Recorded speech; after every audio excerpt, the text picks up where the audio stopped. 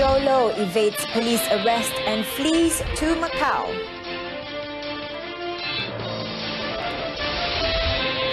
Ex-Malacca JKR director jailed for corruption and money laundering.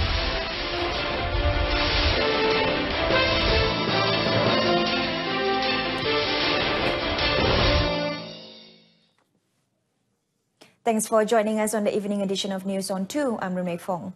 Police have confirmed that businessman Lowe Take Joe, or better known as Joe Lowe, who is on the wanted list over the One Malaysia development Berhad 1MDB probe, has escaped to Macau. According to Inspector General of Police Tan Sri Muhammad Fuzi Harun, this was based on the information that the police had obtained while tracking down Joe Lowe in Hong Kong recently. That one, I cannot respond to that because I don't know the status. The latest that we know, he was in Macau. In fact, the other day we sent our team to Hong Kong, but immediately when we arrived there, they left to Macau. Tan Sri Muhammad Fuzi said this at the Instilling Good Virtues program at the Home Ministry in Putrajaya. The IGP, however, declined to comment when asked whether the team had visited Joe Lowe's residence or his office while in Hong Kong.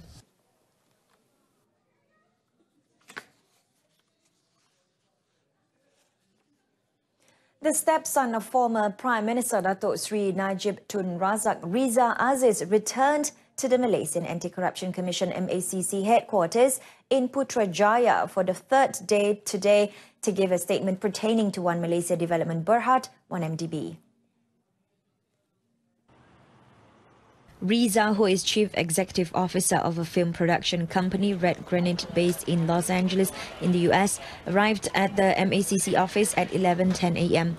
He was at the MACC office last Tuesday for almost 9 hours and again yesterday for almost 6 hours to give his statement on the 1MDB case. Riza was called by MACC to assist investigation over the alleged use of hundreds of millions of ringgit belonging to 1MDB to produce Martin Scorsese-directed film The Wolf of Wall Street. Former Malacca JKR director Dato Khalid Omar, 58, has been sentenced to 22 years and 6 months imprisonment and a fine of 36 million ringgit by the Malacca Sessions Court on 18 charges involving corruption and money laundering of over 5.4 million ringgit. Judge Dato Muhammad Nasir Nordin made the judgment after the defence failed to create reasonable doubt at the end of the defence case. Dato Khalid was sentenced a jail term of 15 months each for 13 corruption charges and 5 money laundering charges. He has also been sentenced a fine of 36 million ringgit or an additional 5 months imprisonment for each charge should he fail to pay the fine. Dato Muhammad Nasir ordered the jail sentence to run simultaneously from the date of the judgment. He, however, allowed the postponement of the jail sentence and penalties for a week while waiting for the defendant to submit an appeal to the High Court. Dato Khalid was charged according to Section 165 of the Penal Code, Act 574, for the 13 corruption charges, which carries a jail term of up to 2 years of fine or both if convicted. The 5 charges involving money laundering, meanwhile, were made under the Anti-Money Laundering, Anti-Terrorism Financing and Proceeds of Unlawful Activities Act 2001. All the 5 offences were alleged to have been committed at several locations between September 1st, 2015 and August 15th, 2016. The Health Ministry will carry out a detailed study before allowing the use of vaccines for dengue. Commenting further on this, Deputy Health Minister Dr. Lee Boon Chye said he wants all factors to be considered, including vector control. Dr. Lee Boon Chye also said that the ministry is also studying the efficiency of the Dengvaxia vaccine against dengue before allowing its use in the country. Ada beberapa prinsip yang kita harus pegang sebelum diluluskan untuk digunakan. Yang pertama, paling pertama tu keselamatan, safety. Sama ada rawatan tersebut atau vaksin tersebut adalah selamat untuk digunakan. Yang kedua, efficacy, sama ada berkesan ke tidak. Dan ketiga, cost effectiveness. Jadi kita perlu kaji ke semua aspek sebelum kita perkenalkan rawatan baru ataupun vaksin baru. The Deputy Health Minister said this to reporters after officiating the third ASEAN Dengue Conference at the federal capital. He also noted dengue cases in the country has decreased, with a total of 32,435 cases reported between January and July this year, compared to 49,726 cases during the corresponding period last year. The number of fatalities also dropped by 51.8% from 110 deaths in 2017 to 53 during the same period this year. The Defence Ministry is looking for ways to increase the annual allocation to the Armed Forces Ex-Servicemen Affairs Corporation per hebat. One of the reasons was to enable the ministry to conduct training and courses for would-be army pensioners as they face life after retirement. According to its Minister Muhammad Sabu, the additional allocation is necessary because many of them prefer to be self-employed. Thus, the various courses offered will be helpful to them as they venture into their own businesses. Ya, bajet memang kurang. Kita akan cuba lihat dan kita akan cari jalan lah. Dan kekurangan itu tidak banyak. Tapi mereka dapat menjalankan kerja-kerja seperti biasa. Soal penambahannya kita akan lihat kemampuan keuangan dari masa ke semasa. Muhammad Sabu was met after officiating the 51st Perhebat convocation ceremony at the Armed Forces Sungai Buloh camp, where 713 soon-to-be retiring soldiers received their training certificates. There won't be any major reshuffling of officers and staff in the Federal Territories Ministry as long as those who are already there give their full commitment to the new administration. Minister Khalid Samad says what's important is to ensure a more transparent, clean and honest form of management free from corrupt practices. Jangan rasa bahawa bila kita datang, kita ambil alih kerajaan, maka kita nak buat rombakan menyeluruh, semua tukar, semua orang Pakatan Harapan semua ambil jawatan yang ada sebagai KSU lah, sebagai presiden lah, semua kita nak rombak dan sebagainya. Itu bukan cara kita ni. Commenting on the issues of 64 plots of land sold by the Kuala Lumpur City Hall DBKL, which was allegedly done without following the proper government procedure, Khalid said they will conduct a probe into it, and if they find any element of wrongdoing, nobody will be spared.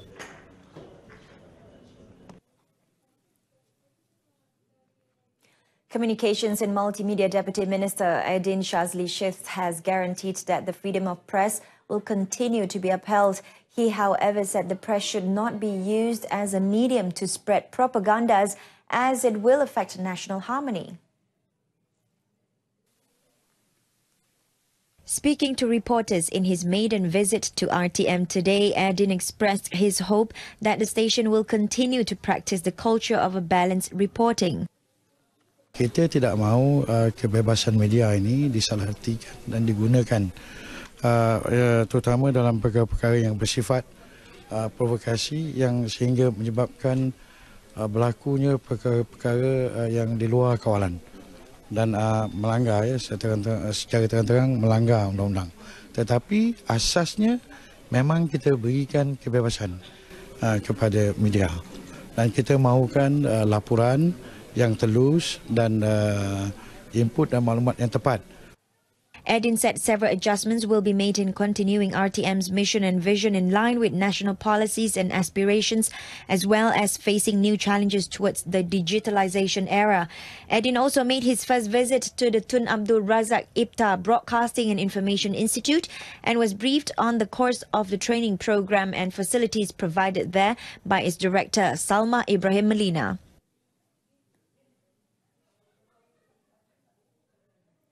A Year 5 pupil was killed in a freak accident after a big tree fell on her while she was riding a motorcycle with a friend during heavy rain at Felda Jenderak Selatan, Kuala Kerau yesterday. Nur Damia Hana Kamarudin, 11, was confirmed dead at 9 p.m. last night at the Sultan Haji Ahmad Shah Hospital in Temerloh. According to Temerloh District Police Chief Assistant Commissioner Zundin Mahmud, in the 4:40 p.m. incident, the two friends were apparently on their way home after attending an Aidil Fitri open house. He added that as they were passing a location near the Kuala Krau police station, a tree fell on them due to heavy rain and strong wind. Passers-by stopped and helped take out the girls from under the tree and brought them to the hospital, but Nur Damia succumbed to her death due to severe injuries on her head. Nur Damia's friend Nur Nabila Natasha Mizan 12 suffered serious injuries and is being treated in the intensive care unit of the same hospital.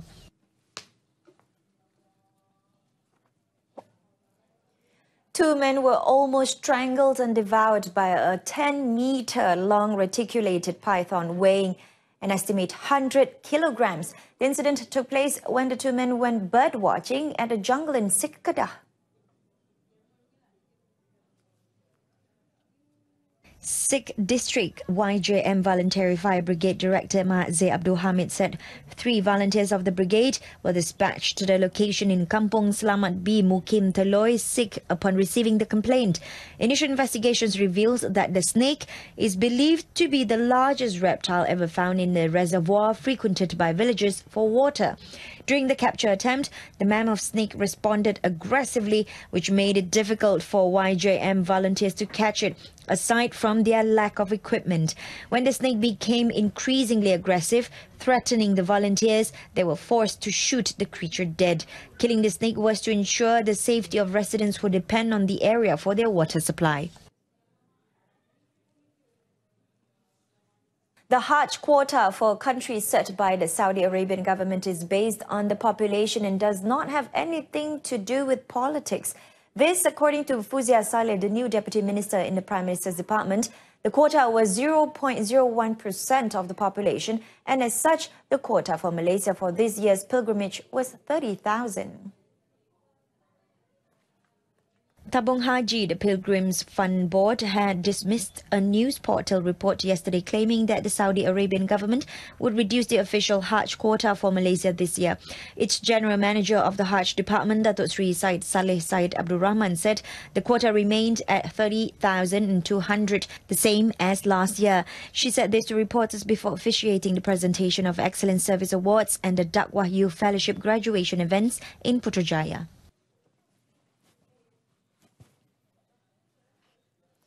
Malaysia's exports has risen by 4.2% for the first 5 months, amounting to 753.46 billion ringgit compared to the same period of 2017. Out of the amount mentioned, the exports increased by 6.9% to 403.99 billion ringgit, while exports expanded 1.3% to 349.46 billion ringgit. Exports of the country's trade in May 2018 increased by 1.8% or 156.1 billion ringgit. The expansion was driven mainly by other products which contributed to the increase were electrical and electronic E&E products, chemicals products, optical and scientific equipment, as well as palm oil-based manufactured products. Exports of mining goods expanded by 40% to 7.09 billion ringgit, constituting 8.6% of Malaysia's total exports. The increase was attributed to higher exports of liquefied natural gas, LNG, and crude petroleum. Exports of agriculture goods, which accounted for 6.6% of total exports, contracted by 21.9% to 5.44 billion ringgit, mainly due to low exports of palm oil and palm oil-based agriculture products, particularly palm oil. The Ministry of Communications and Multimedia welcomes the move by Telekom Malaysia Berhad TM in introducing new broadband plans, which included new affordable entry-level unified package at 30 megabits per second for the targeted B40 segment at below 100 ringgit a month. Its Minister, Gobind Singh Dio, further encouraged other telco companies to follow suit. Gobind said the step made by TM showed that the telco company supported the government's plans to improvise the current broadband services in the country, therefore being an example to other telco companies. This is not just for the good of, this is really not for the good of the government alone, but this is actually important for all Malaysians, because I have continuously emphasized internet, especially access to internet is something which is very, very important especially in the years to come. To me, it should be a basic human right, and I think this is something that I'm going to work towards in Parliament, see whether I can get the government to legislate to recognise that. The minister said this to reporters after attending the Wild Digital Southeast Asia Conference 2018 at the federal capital. Earlier, Gorbin praised TM's action to reduce their broadband plan prices through his Twitter account posting. He further encouraged TM to be of high standard and on par with those offered by other companies in the world. Employers must adhere to existing guidelines before laying off any employees. Moreover, employers are required to report such matters to the Department of Labour, JTK, for the negotiation process. Perak Health, Consumerism, Civil Society, National Integration and Human Resource Committee Chairman A. Sivanesan opined that any employers facing financial crisis cannot arbitrarily dismiss workers. Sebelum menghentikan pekerja, mereka ada prosedur-prosedur yang harus dipatuhi. Seperti mereka harus melaporkan kepada JTK berhampiran. JTK akan masuk ke kilang itu mengadakan rundingan untuk cari jalan penyelesaian. He was speaking after meeting with Sungai Siput Belton Sdn Bhd Human Resources Manager, employee representatives and JTK at Bangunan Perak Dato Rizwan Ipoh. As a result of the meeting, company representatives assured that all 29 employees will continue working with their current salaries. The 29 employees who had served the company for more than 3 decades were abruptly dismissed when the company faced financial problems. The Menteri Besar of Kedah, Dato Sri Mukris Tun Dr. Mahathir, has won the presidency of the Kedah Football Association KFA unopposed for the 2018 term. State Youth and Sports, Arts, Culture and Heritage Entrepreneur and Non-Governmental Organisations Development Committee Chairman Muhammad Asmirul Anwar Aris said Dato Sri Mukris received the biggest nominations and won unopposed after the nomination for the committee of KFA was closed. Speaking at a press conference at Wisma Darul Aman in Alor Star today, Muhammad Asmirul said Kedah State Development Corporation Chief Executive Officer Abdul Rahman Abdullah also won the Deputy President's post unopposed. Kita lihat jawatan-jawatan yang dipertandingkan adalah Presiden, Timbalan Presiden, Naib Presiden dan juga ahli Exco. Dan antara Presiden Menteri Besar Datuk Seri Mukris Tun Mahathir telah mendapat pencalonan yang terbanyak, tiada pertandingan lah, maksudnya menang tanpa bertanding untuk Presiden. Yang Timbalan Presiden juga tidak bertanding, menang tanpa bertanding, iaitu Tuan Haji Abdul Rahman Abdullah. However, he said the full result of the election for the new committee, which also saw a 5-cornered competition for the vice presidency, would only be announced at the election meeting on July 12th.